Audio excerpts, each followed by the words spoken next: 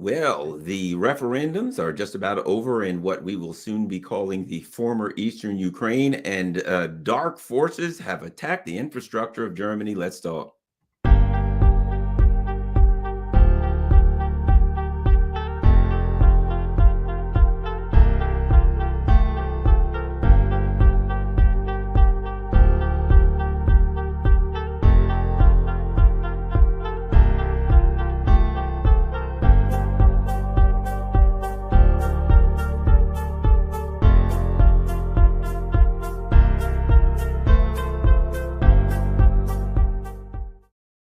Well, let's get right to it. Garland Nixon and Scott Ritter here for Wednesday morning. We're going to talk all things Ukraine and Europe this week. Real quick, just to let everybody know, this is the Wednesday morning premium show on Rokfin. We do the first 15 or 20 minutes here for everybody to see on Twitter and on YouTube. After that, you have to be a premium member of Rokfin in order to see the rest of it. This is my one premium show I do a week, Scott and I, so I certainly appreciate it. Rockfin.com/Garland Nixon for the whole show.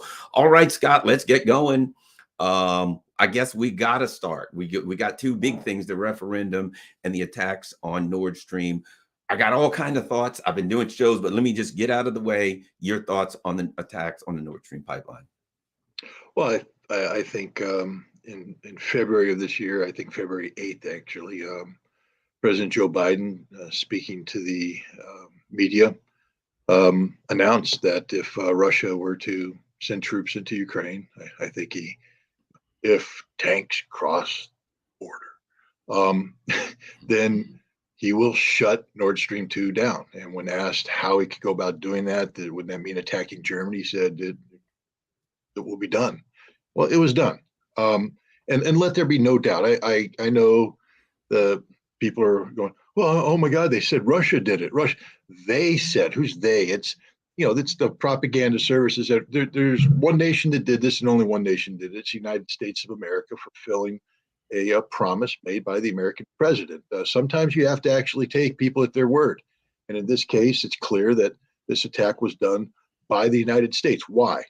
Well, just the day before, the streets of German cities were full of protesters who were coming out in anger against the policies of their government, policies that had led to the economic strangulation of Germany, with industry shutting down left and right, the price of energy going through the roof, and the prospect of a very long and cold winter ahead. The German citizens collectively were saying, stop the nonsense, turn on Nord Stream 2. And the reality is, had these demonstrations continued, one of two things was going to happen. One, the government, recognizing that their days on this earth were numbered, would turn on Nord Stream 2. People say, well, they can't do that because of the European. Germany could have done it any time they wanted to, and the EU would have had to do whatever the EU does whenever a sovereign state tells it to pound sand. Or two, the German government would have been overthrown and replaced by people who would turn on Nord Stream 2. And from the American perspective, this is very dangerous. Germany is a key ally in the vision of continued vision of American hegemony in Europe, not just with NATO, but with the European Union, G7, and basically the United States took the option of turning Nord Stream 2 off the table and of repairing Nord Stream 1 off the table. So now, no matter what the German demonstrators want, it can't happen, and it won't happen, not this winter. And that was the goal and objective here. This doesn't punish Russia. Russia wasn't shipping gas anyways. It did take some leverage off of Russia, meaning not leverage that Russia was applying, but leverage that Russia had acquired. Again, what Europe is doing to itself, it's not like the Russians in the Kremlin, they're sitting down there going, okay, we're executing Plan 46 Alpha, page 33, paragraph 4, subparagraph 3. Now we want to do the following. Is everybody on the same page? The Russians are sitting going, let's just watch this happen. This is unreal. The Germans are literally, Europe is committing suicide. guys, this is ridiculous. Hey, why don't we try and help them? Hey, we'll sell you. I know the ruble thing we said, but we'll work a deal with you. We'll work it out so that you can make it happen. We don't really want to see you freeze to death this winter. We don't. Please don't freeze to death. And Europe's like, nope, we're going to freeze to death. We're going to do it. I call it, European roulette. Russian roulette. 6 chambers, 1 bullet. The drunk Russian drinks his vodka. And for all the Russians out there, I apologize. This is just stupid American jokes. But you spin it and click. European roulette is hold my beer. 6 chambers, 6 bullets. Ready for this one, guy? Boom. That's what the Europeans are doing right now. The Russians are doing. And we can joke about this, except that what literally just happened is the United States committed an act of war against its European allies. There's no other way to spin this. And even NATO, I mean, I always find it funny. Again, I'm laughing about a horribly tragic thing. But NATO has come out and said, we think this was an act of aggression, act of sabotage. And I just can imagine the American representatives sitting around the table going, yeah. You think? Yeah, you think so? Yeah, I think so too. Yeah, I vote in favor of sabotage and aggression. I mean, how stupid. This literally solidifies Europe as, I'll watch my language, but America's, we've called, in the past, Tony Blair was America's poodle. I don't know what this makes Europe. America's, you can fill in the blank. I won't use a bad word here, but it's just, this is embarrassing. This is humiliating for Europe. And I don't know what the United States thinks they're going to accomplish from this, because whatever short-term gain Biden thinks he got here, there will be long-term consequences. There will be ramifications for these. Let me ask you this, Scott. You've been in Germany. You've spent time in Germany before. As the evidence, let's face it, you got to be deaf, dumb, and blind not to figure out who did this, right? Doesn't it put the German government in a very difficult position with the people? Because initially, as it comes out, what are the Germans going to say? Oh yeah, we don't think it's the Americans, it's the Russians or the Chinese or the Martians or somebody. They have to make some implausible, absurd argument of who they think it is. They can't come out and say they know who it is, though everybody in the world knows who it is. And as the winter goes on and things get really bad and people start thinking, oh crap, if this thing was still there, we could turn it on, but we can't. And now people are literally dying and their fingers and toes are falling out. You've been in Germany before. You kind of got a feel for the culture and the people. How does this play out in Germany, short and medium term? Well, we know what's going to happen. We want to know why we know, because at least right now, the U.S. hasn't admitted anything. We're like, no, yeah, act of sabotage. Oh, yeah, sure. Russia did it. But let's go back to the time of, Barack Obama. And, Barack used to pick up the phone. Hey, Angela, baby, how you doing? How's Germany doing? How's the sauerkraut? How's the Wiener Schnitzel? Everything's fine here. Good talking to you, Angela. Hey, NSA, who's she talking to next? Remember? Yep. NSA intercepted the private cell phone of Angela Merkel at the time when Barack Obama was pretending to be the best friend the German people ever had. And what did the Germans do? We are very angry. We are very angry, but we can't do anything to the Americans because they own us. And that's the problem. Germany is nothing. Germany is nobody. Germany has nothing. Scholz can sit there and speak all he wants about building, a new German military. What a joke. With what industry, Scholz? I dare you to find the German, foundry that's going to produce the armor for whatever tank you think you're going to build next month. It's going to be shut down. You can't even get toilet paper. Enjoy that one, you sanitary Germans. And I'm not picking on the Germans too much, but I am. What a pathetic excuse for a sovereign state where they allow their chancellor to have her phone call intercepted by their allies, and they didn't shut down the U.S. embassy. They didn't shut down the U.S. embassy. They didn't kick the Americans out. They didn't close Ramstein. They didn't do a damn thing. And that is the Germans that I know, because they've lost their heart and soul. these Germans a long time ago got ashamed of putting the German flag on their shoulder. They were ashamed of being Germans. They really bought into this whole, Europe is one thing because, Europe is one because of the German mark. I mean, what was the German mark, which now has been transformed into the German euro, because that's it. That's what euro is. It's German. It's You're the right. German economy.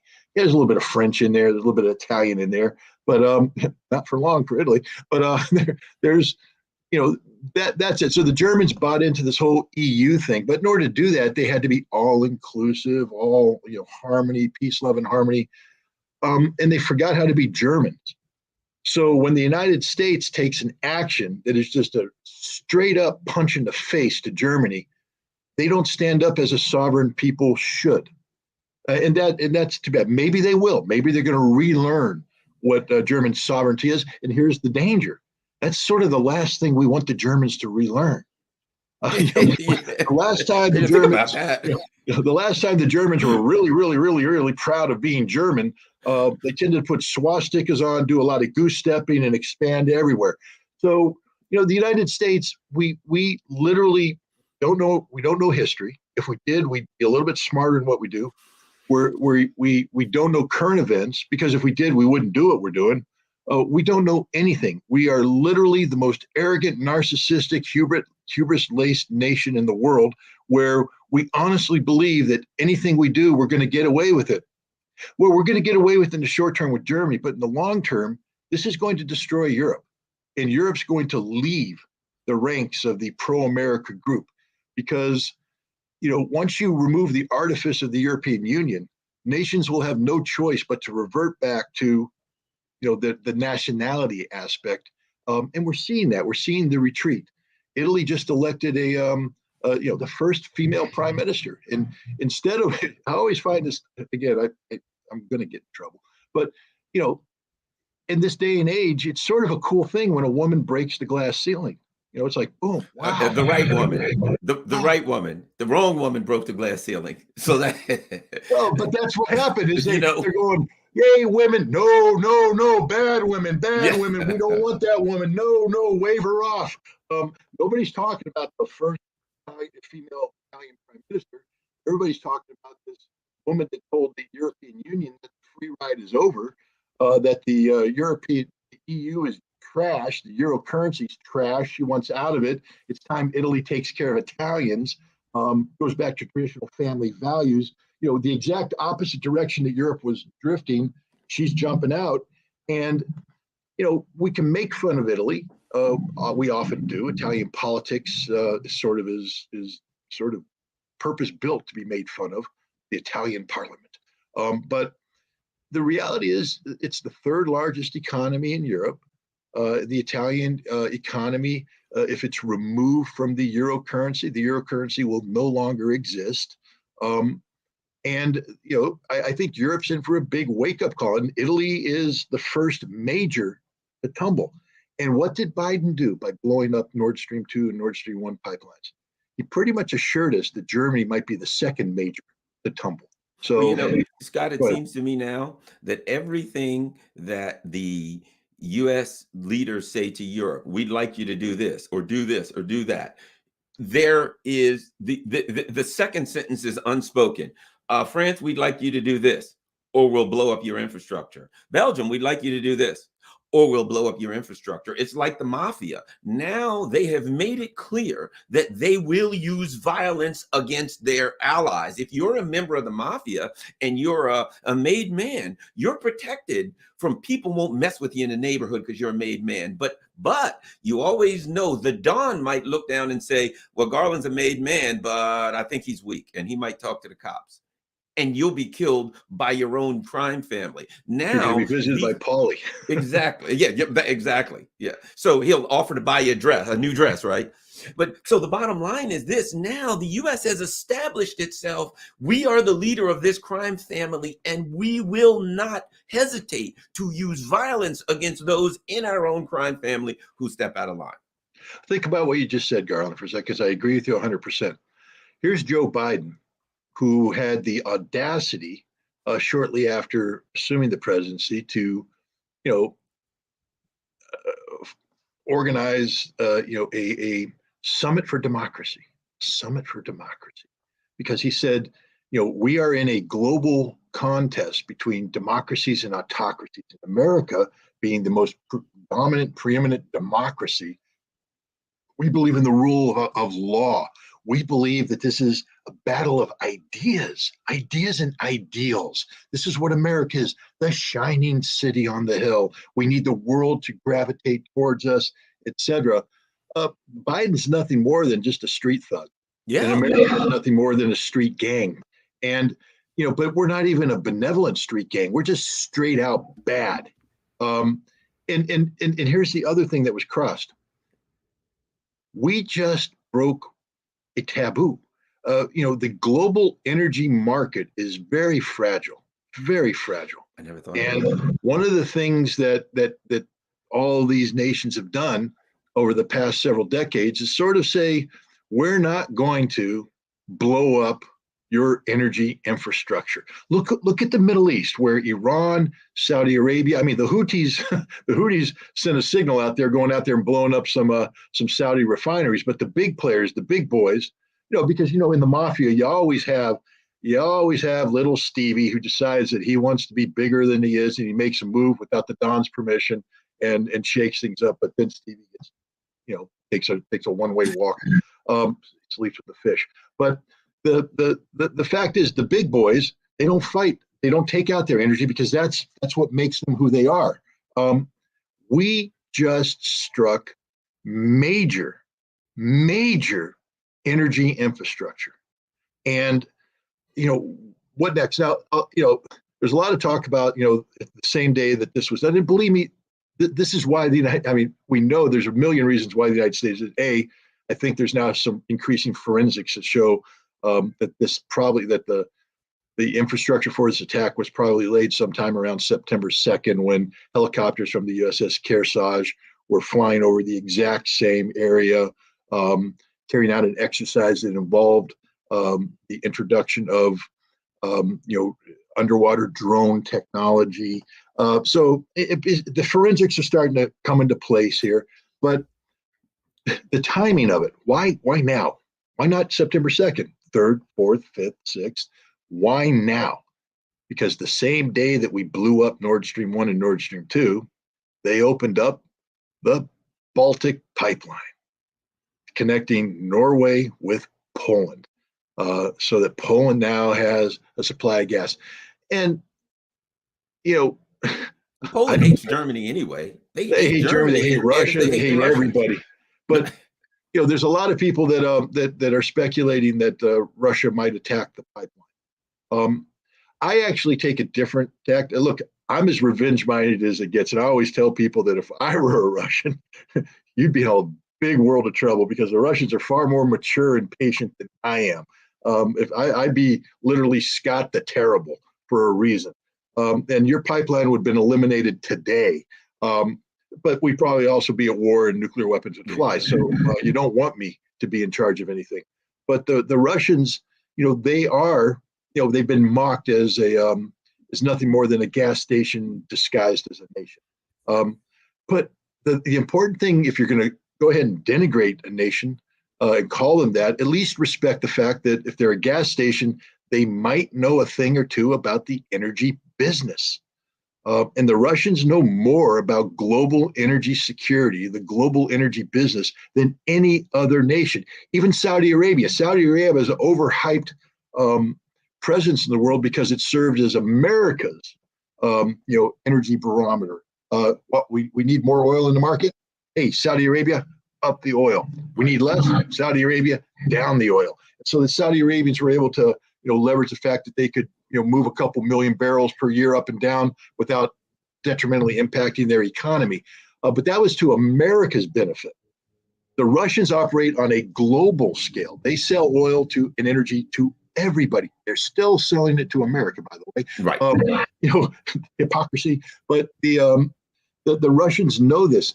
And the last thing a gas station, owner wants to do is start having people blow up the tankers that deliver oil anywhere. Exactly. So I don't see Russia going down that path. I don't see Russia engaging in this kind of irresponsible activity. What I do see Russia doing is what they've done all along, is to go, ooh, that was really weird and bad and strange, and I don't know why they did that, but hand me the popcorn because You know, let me add this. Just 10 days ago, Vladimir Putin said, look, Nord Stream 2 is there. Nord Stream 1 ain't working. Anytime you call me, it's turned back on. No problem. Right. You can end the sanctions tomorrow. You can end your problems tomorrow. So it was great leverage to the Russians, number one. It was potential money for them. It's sitting there, and they know at some point all wars end.